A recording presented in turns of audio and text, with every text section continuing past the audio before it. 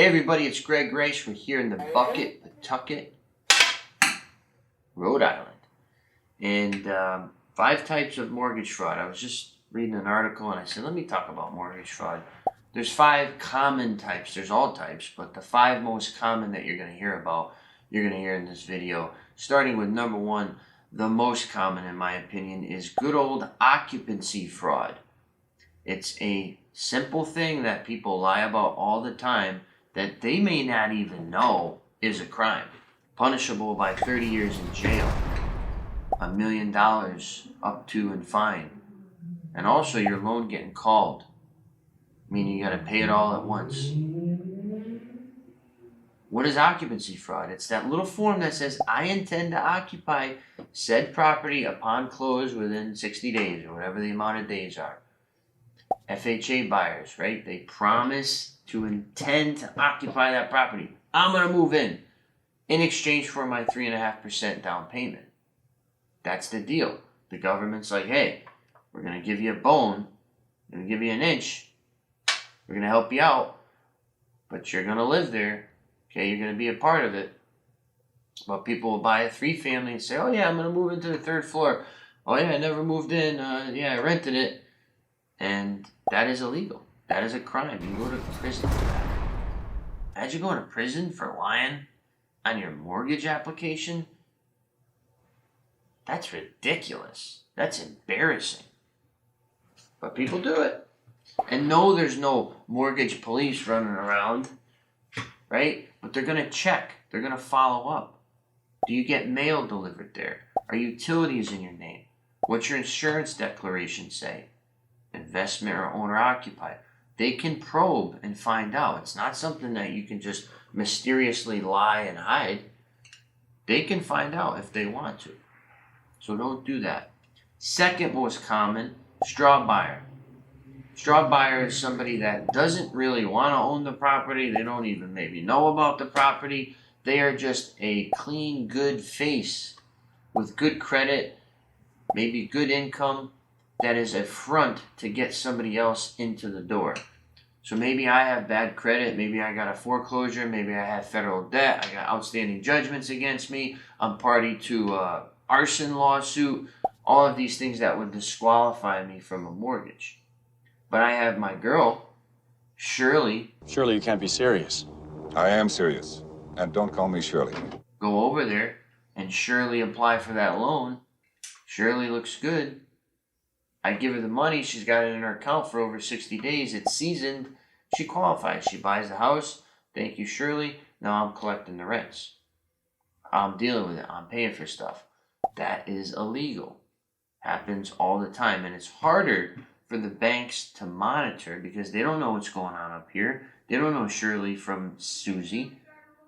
But they can probe. How many properties do you own, Shirley? What's your experience like? Do you have a property manager? Where do you work? How long you work there for? They can paint a buyer's picture and profile, but again, it's not 100%. So people still do deceive and are deceptive with things like that. And you may not think it's illegal, but again, that is illegal.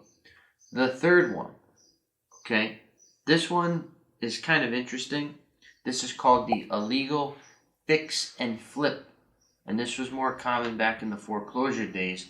But it's when 2 parties conspire to get a property sold and bought at a low price and then sell it for a super inflated price.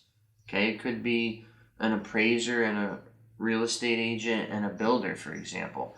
All 3 are in cahoots. The listing agent gets a foreclosure from the bank, gives it to their builder buddy for a really good price. The appraiser comes in and says, wow, this property was renovated. Looks good. Okay, they all 3 conspire to perfectly craft a nice end product that's going to pop for a good number, and then they all 3 split those monies.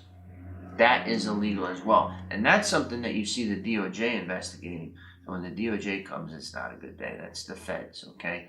When they come, you're going to jail usually. They have all the resources, all the money, all the time to spend on your case, and they will do so. And I've read a few recently here in Rhode Island, more specifically with mortgage officers and real estate agents conspiring.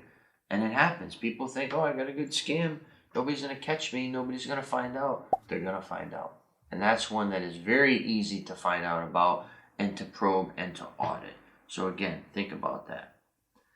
The fourth one, I would say, the non-arm's length transaction is when you and somebody else in the deal have a personal relationship, affinity for business relationship that is not disclosed. So maybe you're the listing agent on a property and you know the appraiser, for example, and you two kind of get together and say, hey, what's up, Jim? Yeah, the loan, yeah, it's for $500 on this one. Can we get the appraisal to come in at like $525? Yeah, all right, cool. Yeah, next time I see you, dinner's on me. Okay, you're the man. All right, bye. Happens. It happens. Okay, you have to disclose these things. Technically, you shouldn't even be talking in that regard. You have to keep things at an arm's length. That's what the expression means. Here, stay away. Not away, but stay over here.